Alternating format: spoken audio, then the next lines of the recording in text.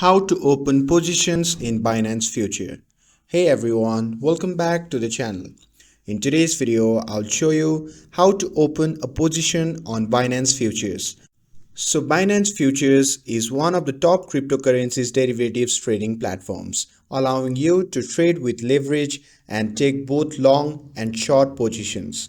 So without further ado, let's get started. So first thing first, open the Binance app on your phone and make sure that you're logged into your account. And once you are inside the app, simply tap on the futures option located at the bottom right side of the screen.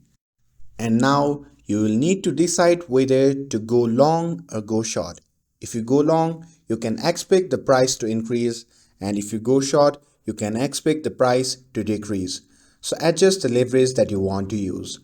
And with that, also know that higher leverage increases potential profits but also increases risk, so choose wisely. So enter the price at which you want to open the trade and decide how much money that you want to invest. You can adjust this manually or use the slider.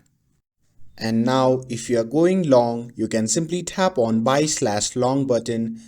But if you are going short, you can simply tap on sell/short button.